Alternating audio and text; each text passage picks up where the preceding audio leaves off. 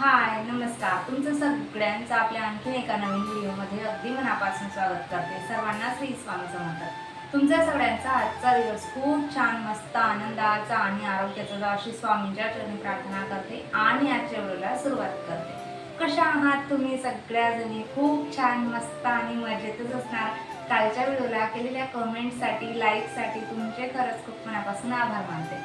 तर आजच्या व्हिडिओमध्ये आपण जो खानदेशी काळा मसाला असतो ना, तो कसा बनवायचा आणि त्यासाठी मी कुठले कुठले मसाले आणलेले आहेत, काय काय आणलेले आहे ते तुमच्यासोबत शेअर करणार आहे।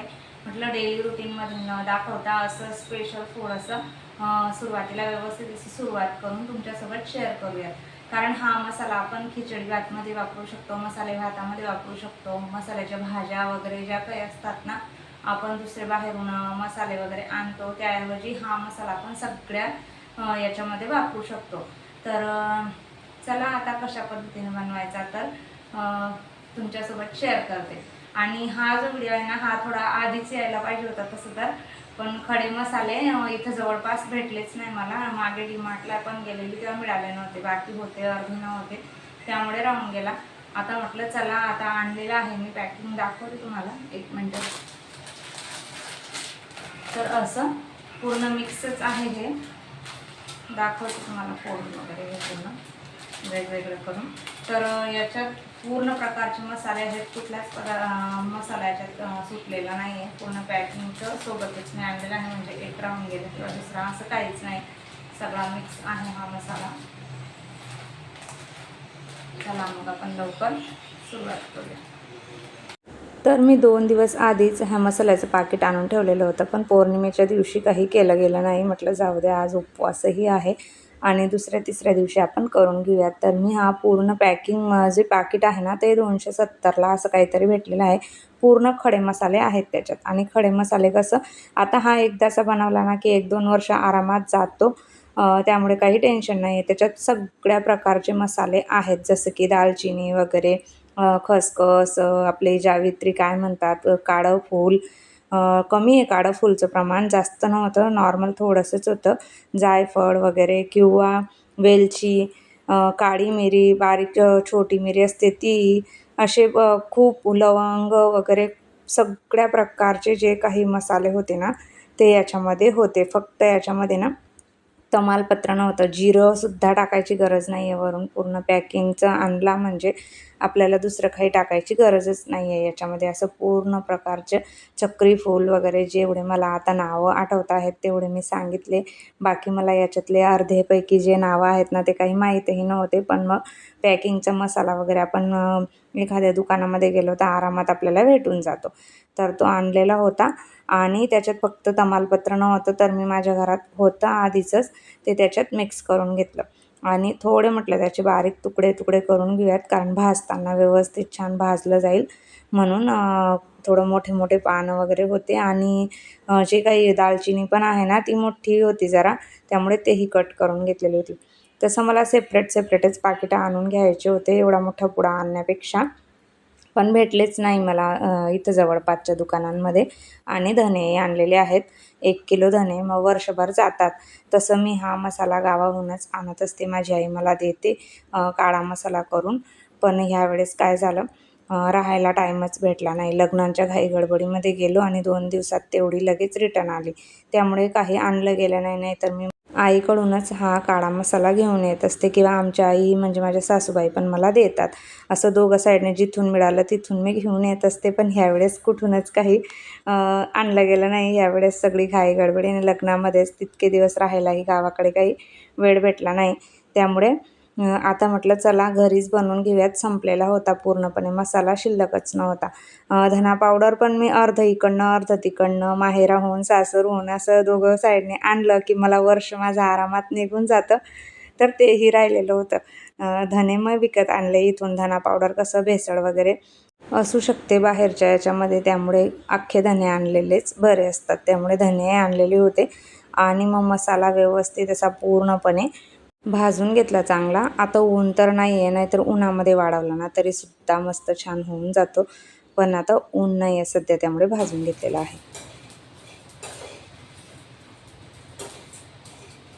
भाजून घेतला ना मसाला, तर कसं आपण ज्या वेळेस वाटण वगैरे तयार करतो ना, तर भाजण्यात नाही जरी आला ना वरून टाकलेला गरम मसाला तरी चालतो. मग नाही पण लक्षात राहील आपलं त्यावेळेस कांदा वगैरे भाजताना लाल तिखट वगैरे टाकतो, धना पावडर टाकतो ना, तेव्हा वरून टाकला तरीही चालतो, कारण तो भाजून झालेला असतो.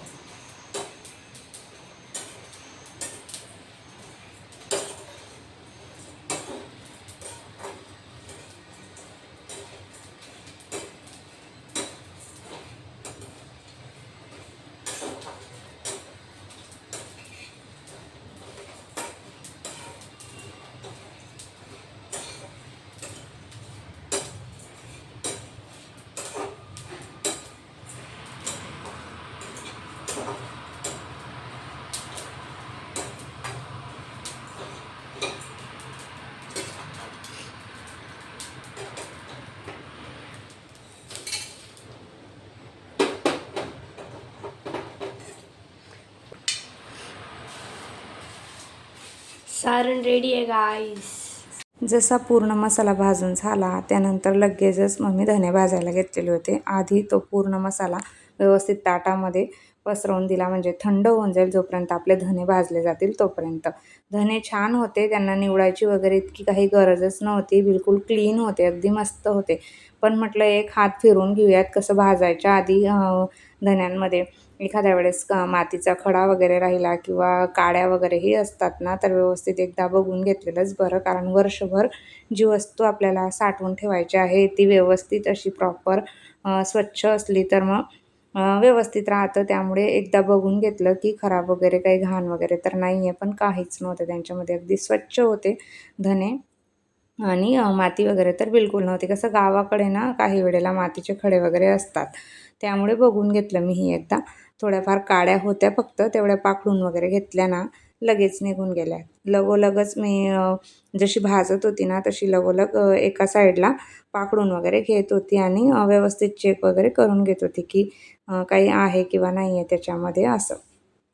हेच धने जर का 8 ते 15 दिवस आधीच आणले गेले असते तर त्यांना भाजायची काही गरज पडली नसती, म्हणजे उन्हामध्ये छान व्यवस्थित असे झाले असते ते.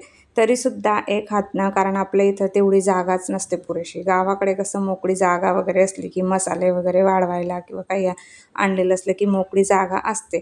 आपल्याला जागा नसल्यामुळे मग आपण अशा पद्धतीने भाजून वगैरे ही मसाले करून घेतले तरी चालतात, कारण तितकं व्यवस्थित ते भाजलं जात नाही. आणि जेव्हा धने आपण फिरवतो ना मिक्सरमध्ये तर वातडे राहून जातात, मग ते व्यवस्थित त्यांचं छान बारीक असं कूट वगैरे होत नाही. त्याच्यामुळे प्रॉपर भाजून घेतलेले असले की जरा कणकणी होऊन जाते आणि लगेच आपण मिक्सरमध्ये फिरवले की मग बारीक होऊन जातात.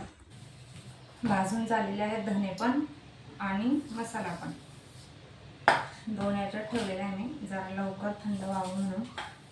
आता हे पूर्ण प्रॉपर थंड होईपर्यंत काही करता येणार नाही, याचं काही मिक्सरमध्ये फिरवता येणार नाही. आणि खडे मसाले तर झालेले थंड.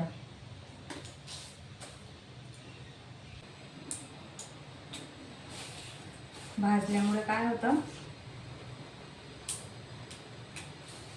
पटकन होईल मिक्सरमध्ये. या दिवसाचं वातावरण वगैरे होऊन गेलेलं असतं ना पावसाचं. आता फिरवते, थंड झालेलं आहे. जे जायफळ होतं ना ते मी व्यवस्थित असं कुटून घेतलेलं होतं, कारण किसून वगैरे घेण्यापेक्षा म्हटलं मिक्सरमध्ये तसंही ते बारीक होणारच आहे. त्यामुळे त्याला हलकंसं टेचून घेतलं, लगेच फुटून गेलं ते आणि बारीक करून घेतलं, म्हणजे मिक्सरमध्ये फिरवताना त्रास होणार नाही. किंवा ही दालचिनी पण ना व्यवस्थित असे छोटे छोटे तुकडे करून घ्यायचे किंवा मिक्सरमध्ये एकदा कुटून घेतलं तरी पण चालतं, जर मिक्सरचं भांडं आपलं व्यवस्थित वगैरे नसेल तर. आणि लगेच फिरून जातो आणि बारीक होऊन जातो. कसं गिरणीवरती जर असेल ना तर धने तर दळायला खूप बेस्ट आहेत, गिरणी जर असेल आपल्याकडे तर छोटी. पण आता इथं जवळपास माझ्या इकडे तर नाहीच आहे, त्यामुळे काही प्रश्न नाही आहे, म्हणून मग मिक्सरवरतीच थोडंफार मध्ये मध्ये रेस्ट घेतला होता, कारण एकदाच एवढा मिक्सर चालवणंही योग्य नाही आहे, खराब होऊ शकतो. त्यामुळे मी मध्ये ब्रेक घेतलेला होता थोडासा. आधी मी अशा पद्धतीने काळा मसाला करून घेतलेला आहे आणि खरं सांगते इतका जास्त छान सुगंध पसरलेला होता ना मसाल्याचा, पूर्ण घरामध्ये मसाले भाजले आणि केले. खरंच सांगते खूप जास्त सुगंध पसरलेला होता आणि चवही खूप छान होते. हा मसाला तुम्ही याच्यात वापरू शकतात, खिचडी वगैरेमध्ये सुद्धा हा मसाला छान असतो. कुठल्याही भाज्यांमध्ये सुद्धा मस्त असतो. अगदी थोडासा टाकला ना तरी होऊन जातं आणि घरगुती केलेला मसाला असला की त्याला काही भेसळ म्हणा किंवा काही टेन्शनच नसतं. त्यामुळे मस्त छान असा जे मसाला होता ना तो करून घेतलेला होता. गरम आपला खानदेशी काळा मसाला ज्याला म्हणतो ना तो असाच असतो. आमच्या इकडे अशाच पद्धतीने खानदेशी काळा मसाला केला जातो. बऱ्याच भाज्यांमध्ये आम्ही हाच मसाला वापरतो, दुसरा कुठला नाही. फक्त पॅकिंगचा गावाकडे म्हटलं तर मग दीपक मसाला एक येतो ना तोही अशाच पद्धतीचा असतो, तो वापरला जातो. पण असे दुसरे मसाले नाही. तुम्ही जर खानदेशातले असाल तर तुम्हाला माहीतच असेल की आपल्या इकडे कुठले मसाले वगैरे वापरले जातात. असं मसाला झाल्यानंतर मग मी 15 ते 20 मिनटं थांबली होती, कारण मिक्सर परत अजून गरम वगैरे होऊन जातो आणि धने 1 किलो असल्यामुळे जरा जास्तच होते ना, त्यामुळे अर्धे धने झाल्यावर सुद्धा मी 10 ते 15 मिनटं थांबली होती, कारण मिक्सर मग परत खराब वगैरे झाला तर आपलेच वांदे होतात आणि मिक्सरशिवाय आपलं कुठलंच पान हलत नाही. आता सध्या असं झालेलं आहे की सगळंच किचनमधलं स्वयंपाक म्हणा, काही म्हणा, ते करण्यासाठी आपल्याला मिक्सरची गरज लागतेच. छान मस्त 2 मसाले तयार झालेले होते. धना पावडरही तयार झालेली आहे आणि गरम मसालाही तयार झालेला होता. इतकं सारं जे धना पावडर आहे ना ते तयार झालेलं होतं. आता वर्षभर काही बघायचं काम नाही आणि कुठलंच टेन्शन नाही आहे. आणि काळा मसाला तर आता 2-1 वर्ष मला आरामामध्ये जाईल, इतका जास्त तयार झालेला आहे आणि मस्त झालेला होता. धण्याचं कूट पण तयार आहे आणि काळा मसाला पण तयार आहे. आता थोडं थंड होऊ देते आणि मग घालेल, कारण धण्यांचं कूट अजून गरमच आहे. मसाला तर झालेला आहे प्रॉपर पूर्ण थंड, पण धण्याचं कूट राहिलेलं आहे. ते झाल्याशिवाय ते भरता येणार नाही. आता हा भरून घेते आणि मग तोपर्यंत तेही थंड होऊन जाईल. तर चला. धना पावडर जर तुम्हाला बरणीमध्ये साठवून भरून ठेवायची असेल तर पूर्ण पावडर थंड झाल्यानंतरच भरा आणि काचेच्या बरणीत भरा, म्हणजे लवकर खराब होत नाही. कारण कसं, आता तुम्ही कुठे राहतात ते तर मला काही माहीत नाही, पण मुंबईमध्ये तर इतकं जास्त दमट वातावरण ह्या दिवसाचं असतं. कुठलीही वस्तू म्हणा किंवा काही लगेच खराब होते आणि लगेच आड्या वगैरे पडू शकतात, खराब होऊ शकतं. ज्याला भुणका आपण म्हणतो ना ते लागू शकतं त्याच्यामध्ये. त्यामुळे ना व्यवस्थित असं पूर्ण थंडगार झाल्यानंतरच भरलेलं बरं, किंवा असं काचेच्या बरणीमध्ये जर ठेवले ना कुठलेही मसाले तर ते लवकर खराब वगैरे सुद्धा होत नाही. मस्त छान अशा छोटी बरणीमध्ये भरून ठेवलेलं आहे आणि इतका शिल्लक आहे. त्यानंतर धना पावडरसाठी मी ही एक बरणी तशीच ठेवलेली होती की जेणेकरून धना पावडर आणि लाल तिखट हे मस्त छान बरण्यांमध्ये भरून ठेवलेलं असलं ना काचेच्या, तर खूप छानही दिसतं आणि राहतंसुद्धा छान. लाल तिखटचा तर रंगसुद्धा जात नाही जर आपण काचेच्या बरणीमध्ये भरून ठेवलेला असला तर. त्यामुळे नाहीतर मग फ्रीजमध्ये स्टोअर करून ठेवतात बऱ्याच जणी, तरीसुद्धा चालतं. पण फ्रीजमध्ये आता कुठल्या कुठल्या वस्तूला जागा मिळेल, त्यामुळे काचेच्या बरण्या बेस्टच आहेत. त्यामुळे थंड झाल्यानंतर मग मी बरणीमध्ये भरून ठेवलेलं होतं. असे दोघंही मसाले तयार आहेत मस्त छान असे. आता वर्षभर काही टेन्शन नाही आहे, वर्षभर आरामात जाईल हे सगळं. पाऊस चालू आहे, आज सकाळपासून पावसाची सुरुवात झालेली आहे आणि मस्त जरा थंड असं वातावरण झालेलं आहे, कारण खूप दिवस झाले पावसाची वाट बघत होतो आपण सगळेच. तर शेवटी आता थंड वातावरण झालेलं आहे आणि पाऊसही आहे. आता असाच व्यवस्थित पडत राहा बाबा, म्हणजे सगळ्यांचं, शेतकऱ्यांचं सुद्धा किंवा आपलं सुद्धा व्यवस्थित राहील सगळं. तर चला मग आजचा हा व्हिडिओ कसा वाटला ते कमेंट करून नक्की सांगा. नेहमीप्रमाणे तुम्हाला व्हिडिओ आवडला असेल तर व्हिडिओला लाईक करा, हाईप करा आणि पहिल्यांदा बघत असाल तर आपल्या चॅनलला सबस्क्राईब करा आणि आपले असेच रोज येणारे नवीन व्हिडिओ बघत राहा. भेटूया आपण उद्याच्या छान आणि इंटरेस्टिंग व्हिडिओसोबत. तोपर्यंत सर्वांना बाय आणि सर्वांना श्री स्वामी समर्थ.